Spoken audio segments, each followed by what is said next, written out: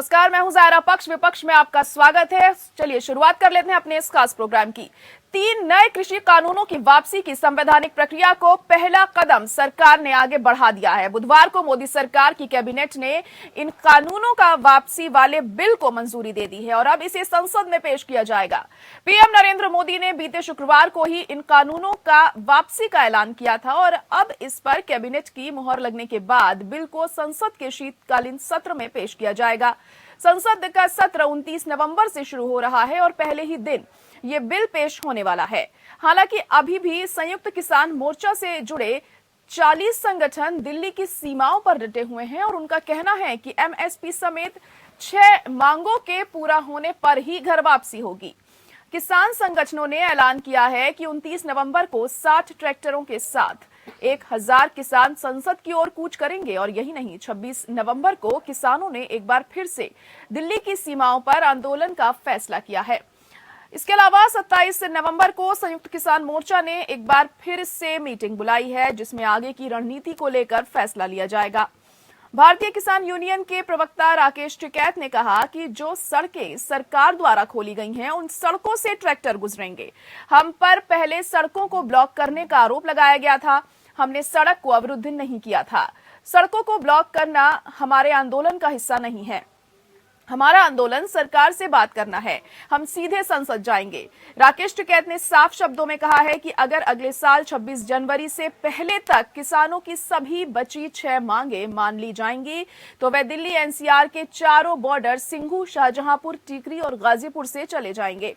गाजियाबाद के सदरगांव में बुधवार को पत्रकारों से बातचीत में बीकेयू नेता राकेश टिकैत ने कहा कि केंद्र सरकार ने घोषणा की है तो वो प्रस्ताव ला सकते हैं, लेकिन फसलों के लिए न्यूनतम समर्थन मूल्य और 700 किसानों की मृत्यु भी हमारा मुद्दा है। सरकार को इस पर भी बात करनी चाहिए।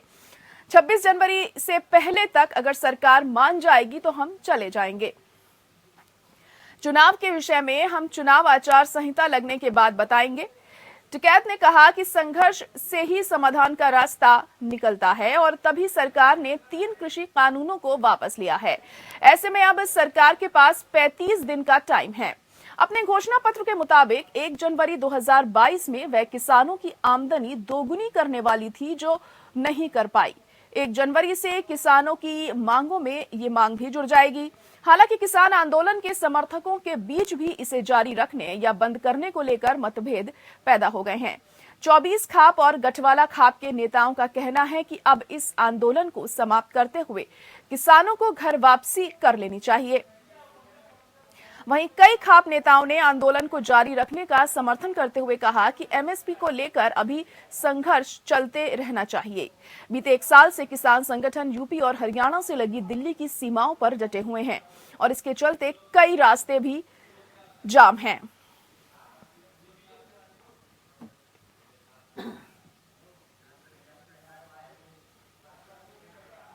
तो बिल्कुल कैबिनेट में मंजूरी मिल चुकी है। जिस तरीके से प्रधानमंत्री मोदी ने ऐलान किया था कि तीनों ही कृषि बिलों को निरस्त कर दिया जाएगा और अब शीतकालीन सत्र में इसको पूरी तरीके से खत्म करने का पूरी प्रक्रिया होगी और इसी पर आज हम चर्चा करने जा रहे हैं। मेहमान भी हमारे साथ जुड़ चुके हैं। महेश वर्मा हमारे साथ बीजेपी से प्रवक्ता जुड़ गए हैं। इसके अलावा हमारे साथ राज सिंह देशवाल जी भी जुड़ चुके हैं, जो कि सेक्रेटरी हैं बीकेयू के।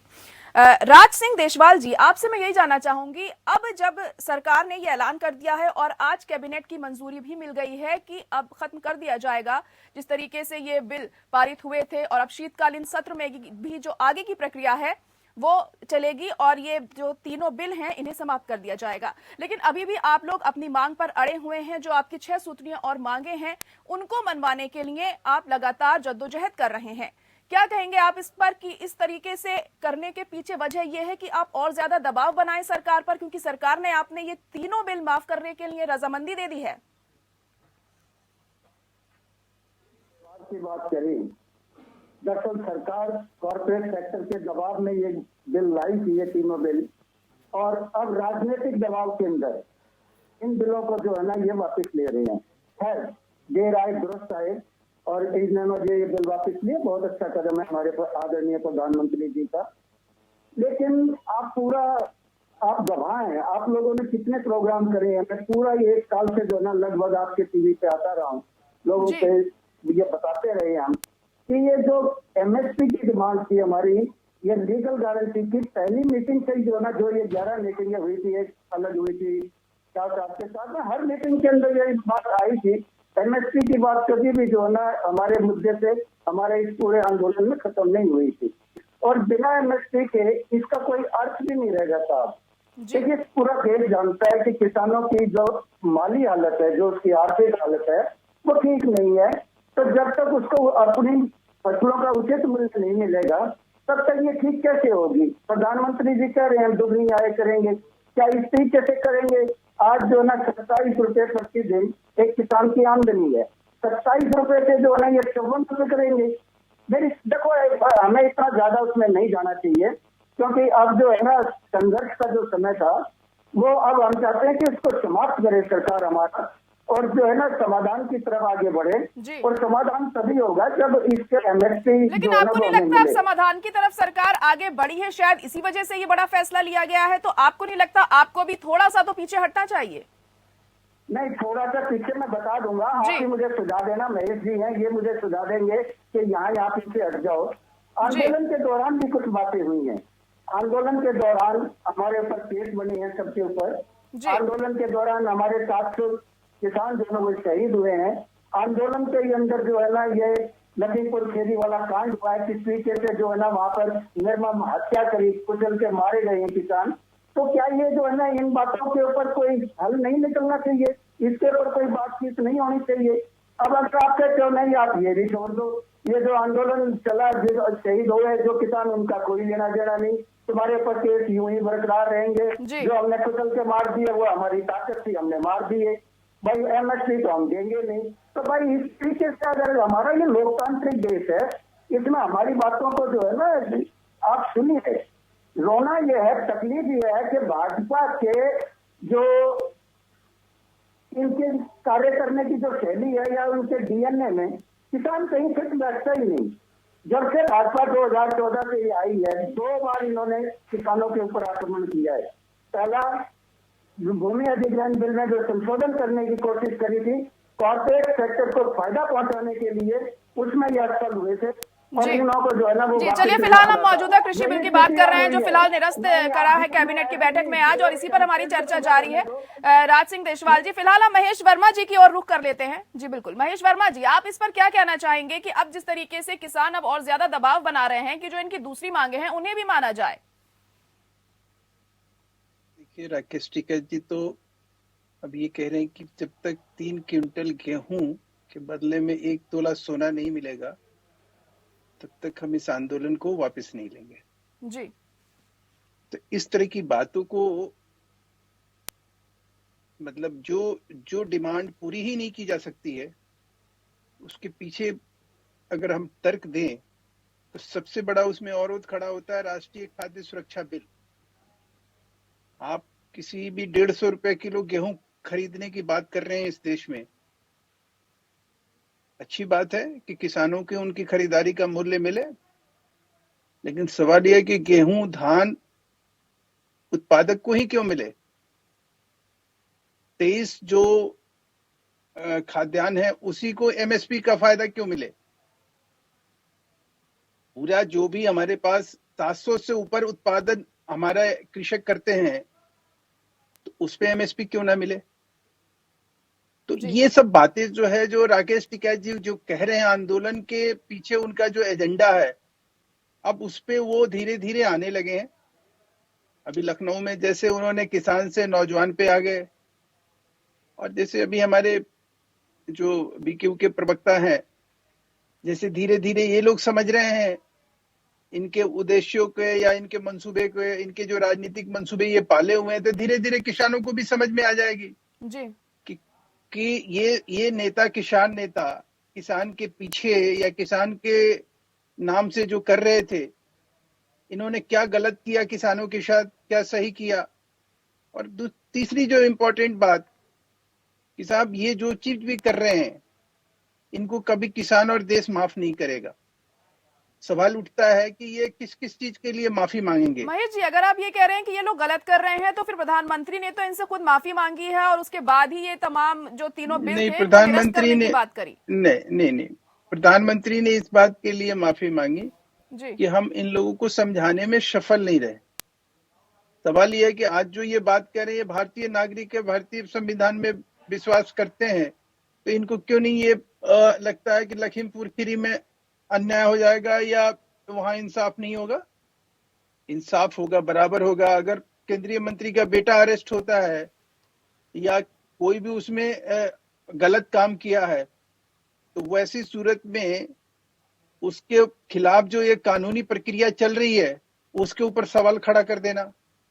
अब दूसरी बात सुन लीजिए, जी लाल किले पे हमला हुआ, पुलिस प्रशासन पे हमला हुआ, बहन बेटियों के देखिए, साथ लाल किले बलात्कार वाला हुआ हमला है। तो ये साफ हो गया था, ये सुनियोजित था, कोर्ट ने भी ये बात साफ कर दी थी। नहीं, और जी भी बहुत सारी घटनाओं को अंजाम दिया गया, लेकिन हम उन सब से परे एक बात कहते हैं कि इसमें किसान कहीं लेकिन गायब आपने है। कहीं ना कहीं इनकी बात तो मानी है ना। अगर आप ये कह रहे हैं ये सब गलत है, इनको ऐसा नहीं करना चाहिए था, मतलब आप ये बात मान रहे थे कि कृषि बिल में कहीं ना कहीं कुछ खामी है, इसी वजह से अब इसे निरस्त किया गया है। नहीं, खामी उस बात में नहीं थी। खामी इस बात को लेकर थी कि जो ये बात कह रहे थे, जी जिन चीजों को लेकर इनका एक दुष्प्रचार शुरू हुआ और उस नाते प्रधानमंत्री की मां बहन की गाली देना, देशद्रोहियों को रिहा करने की बात करना, फिर लाल किले पे हमला करना, फिर जिस तरह से इसको लेकर बाहरी ताकतों को एक बल मिल रहा था, वो बकायदा इसको सुनियोजित ढंग से चलाना चाहते थे देश में, उसको कहीं ना कहीं हमारी एक चिंता का ये विषय बना हुआ था। जी ये हमारे ही लोग हैं, हमारे हम इनको डिसऑन नहीं कर सकते हैं ना, लेकिन इनको कोई मिसयूज करे, इसके लिए जरूरी है कि जो इसका कारण है, उसका कारण क्या था कि भाई ये कहते थे कि भाई तीनों कानून वापस ले लो, हम घर चले जाएंगे। और इन्होंने एक बार नहीं 100 बार कहा, और इन्होंने मतलब हमसे नहीं कहा, ये मीडिया से कहा। आज उसी मीडिया को ये कह रहे हैं कि हम नहीं जाएंगे, हमारे पास तो 700 और मांगे हैं, उसको नहीं मानते। चलिए, राज सिंह देशवाल जी से पूछ लेते। राज सिंह देशवाल जी, आप क्या जवाब देना चाहेंगे इन बातों का? राज सिंह देशवाल जी क्या कहेंगे? माफ कीजिए गायरा जी, मैंने पुष्कर को ही बताया, मैं वर्मा जी की बात को पूरा सुन नहीं पाया, कुछ प्रॉब्लम थी सिस्टम के अंदर, आवाज नहीं आ रही थी, तो मैं आखिर की कुछ बातें सुन पाया वर्मा जी की। वर्मा जी विद्वान व्यक्ति हैं। देखिए, इस समय वर्मा जी, ये जो है ना, हम भाजपा की जो शैली है और जो उसकी नीयत है, उससे हम अच्छी तरह से परिचित हैं। इस समय कॉर्पोरेट सेक्टर से भी जो है ना पूरा का पूरा एक आक्रमण हो रहा है किसानों के ऊपर। इधर से आपका भी कोई भी प्रवक्ता आ रहा है, वो अभी भी जो है ना लाल किला, ये लाल किले का सारा मामला जो था वो भाजपा द्वारा प्रायोजित था। हम लोगों को उसमें अननेसेसरी जो ना बदनाम किया गया है। खैर छोड़ो अब इन बातों को। अभी यह है कि इस समाधान की तरफ हमें कदम बढ़ाना चाहिए, और ये समाधान तभी संभव होगा जब आप थोड़ा सा जो है ना, जो इसकी बाई प्रोडक्ट्स है उनके तरफ भी ध्यान देंगे। इस आंदोलन के अंदर एमएसपी को गारंटी कानून बना दीजिए। हमारे प्रधानमंत्री जी ने स्वयं रेकमेंड किया हुआ है जब ये मुख्यमंत्री थे कि भाई ये जो है ना, इसको वैधानिक दर्जा मिलना चाहिए, लीगल गारंटी मिलनी चाहिए। उसी रिपोर्ट को जो है ना अपने आदरणीय प्रधानमंत्री जी से कहते हैं लगे हाथ, उसको भी निपटा हुआ आप काम को। और ये जो हमारे ऊपर मुकदमे दायर करे, इनको हटाओ। जो हमारे शहीद किसान हुए हैं उनके ऊपर जो उचित मुआवजा जो है ना तय करें। हालांकि तेलंगाना सरकार दे रही है, अभी समाजवादी पार्टी ने भी सुना है कि वो कर रहे हैं। ये एक ऐसा विषय है कि आज नहीं तो कल भाजपा को ये बातें माननी पड़ेंगी। जी, तो देशपाल जी, आपको क्या लग रहा है कि आप जिस तरीके से प्रधानमंत्री ने ये बात मानी है कि तीनों बिल को निरस्त कर दिया, तो अब आप दबाव बनाएंगे तो बाकी बातें भी आपकी मान ली जाएंगी, क्योंकि चुनाव भी नजदीक हैं और प्रधानमंत्री नरेंद्र मोदी का ये जो फैसला है कहीं ना कहीं चुनावों से भी जोड़कर देखा जा रहा है, तो आपको लग रहा है कि ये सही समय है इस वक्त दबाव बनाने का? क्या लगता है? देखिए, ये जो सरकार है ना जी, ये जो कानून को लाई थी, मैं पहले ही बता रहा था, ये कॉर्पोरेट सेक्टर के दबाव में लाई थी इन बिलों को। आज भी कॉर्पोरेट सेक्टर किस तरीके से बिलबुला रहा है और किस तरीके से कर रहा है, वो सारा जो ना आप लोग हमसे बेहतर जानते हैं, पूरा देश जानता है, उसको बार बार रिपीट करने की जरूरत नहीं है। ये दबाव के अंदर बिल लाए थे और आज दबाव के कारण ही इन बिलों को इन्होंने वापस लिया है। राजनीतिक दबाव है, वो राजनीतिक दबाव जिसकी वजह से इन्होंने ये बिल वापस लिए। ऐसा नहीं है। ठीक है, हमारे पिताजी, हमारे दादाजी जो है ना वो कम पढ़े लिखे थे, लेकिन आज हम लोग जो है ना, हम लोग जो है ना इक्वली हर जगह जो है ना हम लोगों का अब दखलंदाजी, हम सारा जानते हैं खेल कि ये जो खेल रचा जा रहा है, और भाजपा से तो हमें उम्मीद करनी भी नहीं चाहिए। कारण ये है कि ये जो भाजपा के प्रवक्ता है ना, ये कोई किसी पोस्ट के ऊपर तो वैसे है नहीं। आपको उम्मीद नहीं करनी चाहिए तो आप क्यों इतना आंदोलन कर रहे हैं, सड़कों पर उतरे हुए हैं, ट्रैक्टर ले जाने की बात कर रहे हैं शीतकालीन सत्र में? और आज हम बात कर रहे हैं कृषि बिल को निरस्त किए जाने की, जो आज पहल की गई है कैबिनेट में, इसे मंजूरी मिल गई है कि इसे खत्म कर दिया जाए। अब आगे का जो प्रोसेस होगा वो अब शीतकालीन सत्र में किया जाएगा। मेहमान भी हमारे साथ बने हुए हैं, हमारे साथ महेश वर्मा जी भी बने हुए हैं बीजेपी से। महेश वर्मा जी, आपसे ये जानना चाहूंगी कि अब आखिरकार प्रधानमंत्री नरेंद्र मोदी ने ये बिल खत्म करने का ऐलान कर दिया है और एक पहल भी इसकी तरफ आज शुरू कर दी गई है कैबिनेट में, इसको मंजूरी मिल गई है खत्म करने को लेकर। लेकिन इतने टाइम हो गया, 1 साल से लगातार किसान धरना दे रहे थे, यही समय क्यों चुना प्रधानमंत्री मोदी ने इस बिल को खत्म करने का? क्या उन्हें पिछले 1 साल में ये बात समझ में नहीं आई कि किसान परेशान हो रहे हैं, या वो मतलब जैसे कि आपने बताया कि उन्होंने माफी इस बात के लिए मांगी कि हम समझा नहीं पा रहे हैं, तो इतना वक्त क्यों लग गया? और ये चुनावों के करीब आते ही उन्हें इस बात का एहसास कैसे हुआ?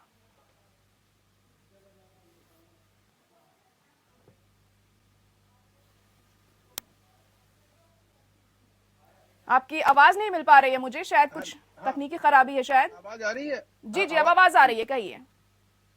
लेकिन जिस तरह से ये पश्चिम बंगाल में जी इसी तरह के किसान आंदोलन को लेकर भाजपा के खिलाफ जो दुष्प्रचार किए, या और इस तरह से जगह ये दुष्प्रचार करने में लगे हुए थे, पॉलिटिकली इसको एक हथियार बना के हमारे खिलाफ जो है उन हमारी जो अपोजिशन पार्टियों को ये जो लाभ देने की कोशिश कर रहे थे।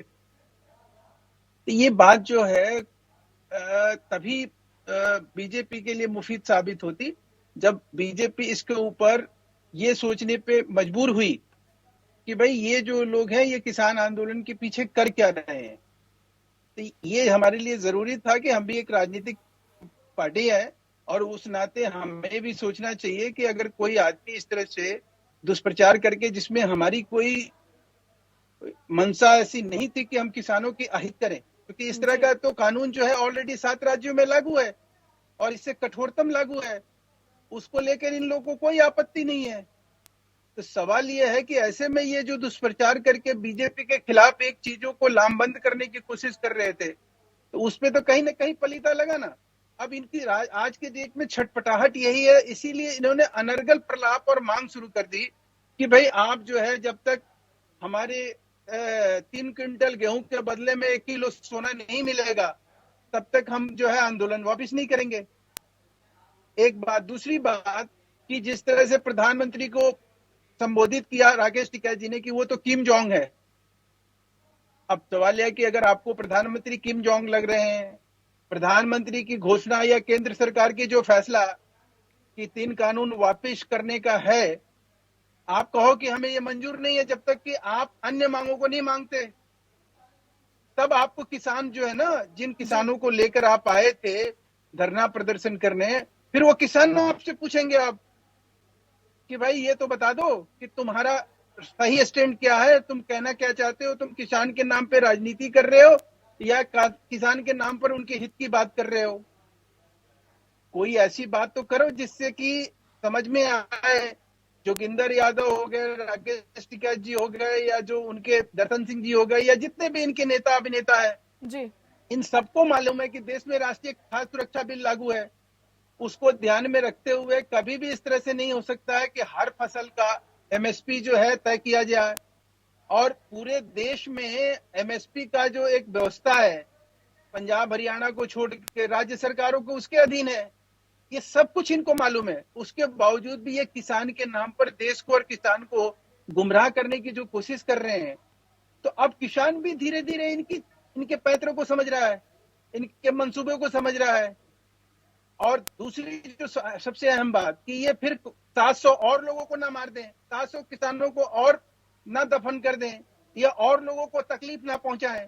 तो सरकार इस चीज को कहीं ना कहीं सोचते हुए कि भाई इससे तकलीफ कम हो, लोगों की जो किसानों की मौत हो रही है, जो इसके नाम पर उनको मौत का घाट उतारा जा रहा है, ये कम से कम जी, हो। लेकिन महेश जी, अब जिस तरीके से जो इनकी दूसरी मांगे हैं, जो अब ये दूसरी मांगे उठा रहे हैं एमएसपी को लेकर, और मुआवजे भी मांगा जा रहा है जिन लोगों की जान चली गई है किसान आंदोलन के दौरान, तो अब जिस तरीके से दबाव बनाया जा रहा है, क्या लग रहा है अब क्या ये भी सरकार को मानना पड़ेगा? देखिए, मैं कह रहा हूं कि मुआवजा देना, कोई भी चीज, कोई मौत हुई है, कोई चीज हुई है, उसके लिए सरकार जो है, एक हमारा देश जो है, हमारा संविधान है, वो कल्याणकारी योजनाओं के तहत इस तरह की मौत पे निश्चित रूप से सोचती है, मुआवजा भी देती है, ऐसा नहीं है कि नहीं देती है। लेकिन सवाल यह है कि ये जो चीज, जिस तरह की ये मांग करके और जिस तरह की बात कह के सरकार को किसी तरह से ये सोच रहे हैं कि सरकार अब जो है घुटना टेकेगी और इसको और बदनाम किया जाए और इन मुद्दों पे और ज्यादा हाहाकार मचाया जाए, ताकि पब्लिक में एक ऐसा पोस्चर बने कि जो है ये केंद्र सरकार जो है किसान विरोधी है। मैं ये पूछना चाह रहा हूं कि आज के डेट में राजा दिग्गी ने, हमने तो किसी किसान के ऊपर जो है पुलिस ने लाठी नहीं बरसाई, किसी को गोली नहीं मारी, लेकिन जिन 26 किसानों की नृशंस हत्या की गई जी, उसकी कभी मुआवजे की इन्होंने बात करी? हुबली में जो कर्नाटक में कांग्रेस ने जो लाश बिछा दी थी जी, किसानों चलिए की, ठीक है, उनके बारे में ठीक है। चलिए राज सिंह देशवाल जी के पास आना चाहूंगी। राज सिंह देशवाल जी, आप क्या कहेंगे अब आगे की आपकी क्या रणनीति होगी अपने बात को मनवाने के लिए सरकार से? जायरा जी, सच्चाई मुंह पे आई जाती है। अभी आदरणीय वर्मा जी ने कितनी आसानी से कह दिया कि ये जो है ना हमें नुकसान पहुंचा रहे थे, हमें इनके आंदोलन को पलीता लगाना था। आपके चैनल पे अभी इन्होंने कहा है कि पलीता लगाना था। खैर, हम भी जानते हैं इन तीन बातों को, और ये कहते हैं कि जो है ना हमने किसी का सर नहीं छोड़ा। पूरा देश जानता है हरियाणा के अंदर किस तरीके से जो है ना एसडीएम ने ऑर्डर देके और हम लोगों को जो है ना मारा पीटा, हमारे सर फोड़े, पूरे देश में देखा है। और किस तरीके से गृह राज्य मंत्री का परिवार ने जो है ना जिस तरीके से लखीमपुर खेरी में किया है, ये लोग बहुत गलत बयानी करते हैं। मैं झूठा शब्द इनके प्रति यूज नहीं करना चाहता महेश जी के लिए, लेकिन ये गलत बयानी ना करो। आप ये ना समझो कि देश मूर्ख है, आप अपने को बहुत विद्वान है, आप चाणक्य हैं सारे के सारे, लेकिन देश को भी समझ है। इनको हमें न्याय के लिए, हम न्याय के लिए इस आंदोलन को कर रहे हैं और किसानों के लिए न्याय हेतु इसको जब तक हमारी ये मांगे पूरी नहीं करेंगी, हमारे पास कोई रास्ता नहीं है वापस जाने का। किस तरीके से जाए, गांव में जाके क्या बताएं? वो बच्चे जब हमारे से लिपट के पूछेंगे कि ताऊ जी हमारे पिताजी के लिए जो है ना आप लोग पिताजी का आपके साथ गए थे, वो वापस नहीं आए, क्या जवाब देंगे हम उन्हें? ऐसे में कि उनके परिवारों में अकेले कमाने वाले थे, और क्या क्या जो हालत इन लोगों की, अगर ये कानून ना आए होते तो वे आज जिंदा होते। इन्होंने ये काले कानून लाकर एक देश के प्रति अपराध करा है। इनके ऊपर एक जो है ना आपराधिक मामला दर्ज होना चाहिए। इन सारी मौतों की जिम्मेदार ये सरकार है, और आज नहीं तो आने वाली कल जो सरकारें आएंगी वो बाकायदा एक कमीशन बैठाएंगे इनके ऊपर।